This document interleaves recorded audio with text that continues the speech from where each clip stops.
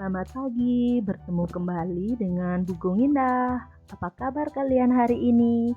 Semoga kalian dalam keadaan sehat selalu ya.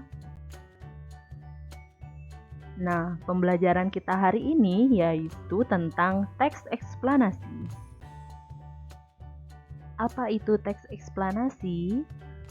Teks eksplanasi merupakan teks yang menjelaskan tentang proses terjadinya atau terbentuknya suatu fenomena alam atau fenomena sosial. Teks eksplanasi berisi fakta yang dapat menjawab pertanyaan tentang bagaimana dan mengapa suatu fenomena terjadi. Tujuan teks eksplanasi adalah untuk memaparkan proses dan sebab terjadinya suatu fenomena berdasarkan bidang keilmuan atau bersifat ilmiah yang mengacu pada fakta, realita, teori, dan hasil penelitian yang dilakukan oleh ilmuwan.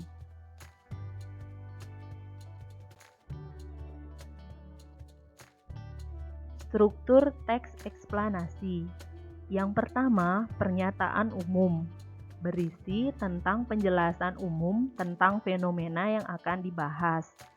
Selanjutnya, deretan penjelas, berisi urutan uraian atau penjelasan tentang fenomena yang dibahas. Terakhir, ada interpretasi, berisi intisari atau kesimpulan dari pernyataan umum dan deretan penjelas. Ciri-ciri teks eksplanasi.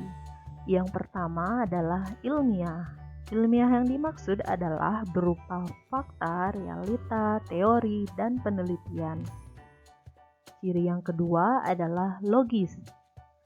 Logis yang dimaksud adalah mampu diterima akal sehat dan berdasarkan teori. Dan ciri yang ketiga adalah objektif.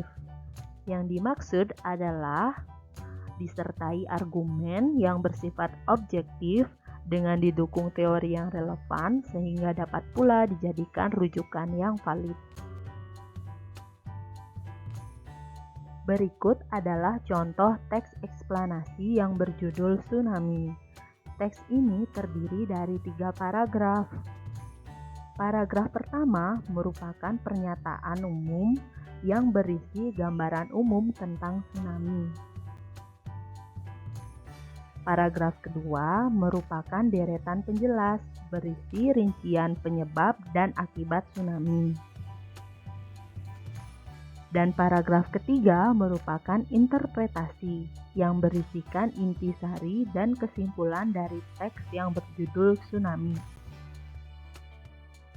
Berikut langkah-langkah menulis teks eksplanasi. Yang pertama, menentukan topik yang menarik.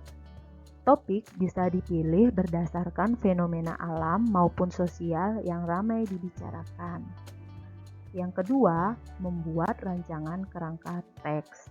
Rancangan dibuat berdasarkan struktur teks eksplanasi. Yang ketiga, mengumpulkan referensi. Mengumpulkan referensi yang dimaksud adalah dengan mencantumkan fakta dan data yang sesuai. Kemudian, yang keempat, mengembangkan teks.